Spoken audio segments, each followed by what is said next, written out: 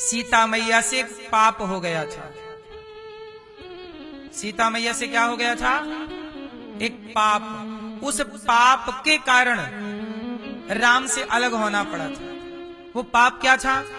सोचिएगा, पाप यदि सीता मैया से भी होगा तो उन्हें भी भोगना पड़ेगा, तो फिर हम तुम बचोगे। सीता मैया ने बचपन में एक छोटा सा तोता और तोती थी। तोती चिड़िया जो है तोती, वो बेचारी पेड़ पर बैठी तोते को राम कथा सुना रही थी। तोती बताई, राम जी राजा होंगे अयोध्या के, सीता जी पत्नी होंगी। सीता जी ने सुना कि तो हमारी कथा सुना रही है। सीता जी गईं। उस समय सीता जी छोटी सी थी। ये तब की घटना है जब वो जनकपुर में थी, पिता के घर। बगीचे में खेलने गईं तो वहां एक तोती राम जी के बारे में बता रही थी। तो वो तोती को पकड़ के ले आई। पकड़ लिया सीता जी ने, पकड़ा और पिंजरे में डाल दिया।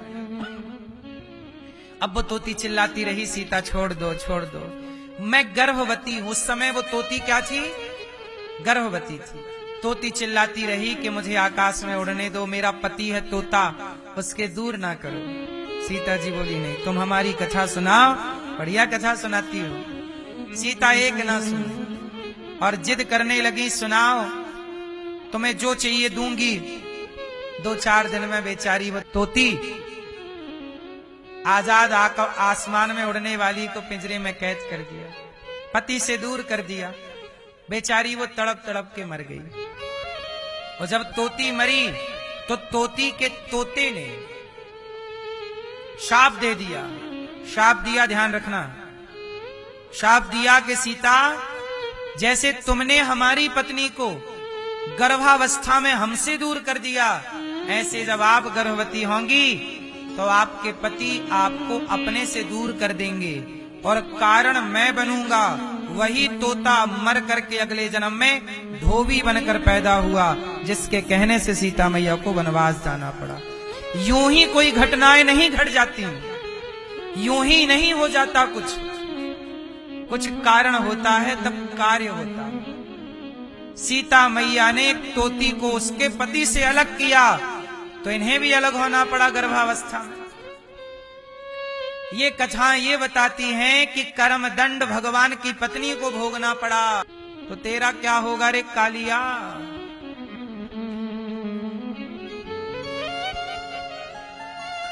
हैं? दशरथ जी कौन हैं? राम के पिता, भगवान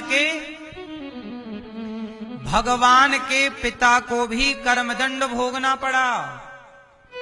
दशरथ जी ने भी श्रवण कुमार को मार दिया था। श्रवण कुमार के माँ बाप तड़प तड़प के मर गए थे। बोलो हाँ। जब इन्होंने किसी के बेटे से, किसी के पिता से उसका बेटा छीना तो विधि के विधान ने दशरथ जी से भी दशरथ जी का बेटा छीन लिया। बोलो हाँ। श्रवण के माँ बाप मरे तब श्रवण उनके पास नहीं था। ऐसे दशरथ जी जब मरे तो दशरथ जी के 4 बेटों में एक भी उनके पास नहीं था। आपने किसी पिता से बेटे को दूर किया है तो आपको भी दूर होना पड़ेगा अपने पुत्र से। इसलिए राम रोए, दशरथ जी रोए, और दशरथ जी रोए और राम वनवास चले गए। तड़प तड़प के मारे गए, दशरथ जी मर गए। क्यों? कर्मों का फल भगवान के पिता को मिलता है तो कर्मों का फल हमें और आपको नहीं मिलेगा। इसलिए मेरी माँ, कोई भी गलत कर्म ना कीजिएगा, क्योंकि गलत कर्मों का फल आज नहीं कल आपके आगे आएगा जरूर। बात समझ में आई कि नहीं? इसलिए सीता मैया को भी कर्मदंड भोगना पड़ा। हम बच जाएंगे। इसलिए जब जीवन में दुख आए तो न देना दोष किस्मत को, विपत्ति तो सब पे आती है। विपत्ति सब पे आती है, किसका दोष है? विपत्ति आई राजा दशरथ पे राम जब जा रहे थे वन को, विपत्ति आई राजा दशरथ पे राम जब जा रहे थे वन को। न देना दोष कैकेयी को, न देना दोष कैकेयी को, विपत्ति तो सब पे आती है। विपत्ति आई अंधा अंधी पे, लाल श्रवण सा पाया है। न देना दोष दशरथ को, विपत्ति तो सब पे आती है। विपत्ति आए किसी को दोष ना देना, भोगना पड़ेगा साहब। सुदामा जी धन धान्य से परिपूर्ण, एक मुट्ठी चावल लिया और इतना बड़ा धन दिया भगवान ने। इतना सा लेकर इतना देने की ताकत बताओ किसकी? भगवान की। इसलिए मेरी माँ इतना सा लेता है, इतना देता है, तो इतना सा भी देना बंद ना कर देना, थोड़ा ही सही। सुदामा ने मुट्ठी भर दिया तो भगवान तृप्त हो गए। आपके मुट्ठी भर दान करने से भी यहाँ हजारों साधु संत आते हैं, आपके थोड़े मुट्ठी भर दाने से तृप्त हो जाते हैं। आप भी थोड़ा अन्न दान किया करिए।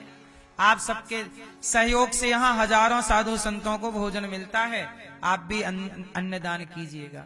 आज भी संतों को भोजन बटा, कल भी बटा था, आने वाले कल में भी बटेगा। तो आप भी अन्न दान करके संतों का एक दिन का अन्न क्षेत्र बंटवाइएगा। अखंड रसोई चलती, अन्न दान कीजिएगा। भगवान ने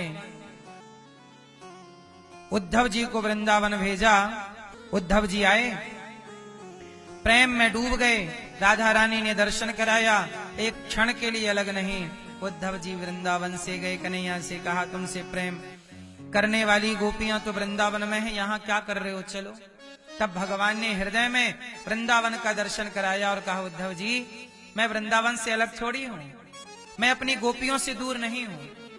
केवल आपके अभिमान को मिटाने के लिए मैंने आपको वृंदावन भेजा है।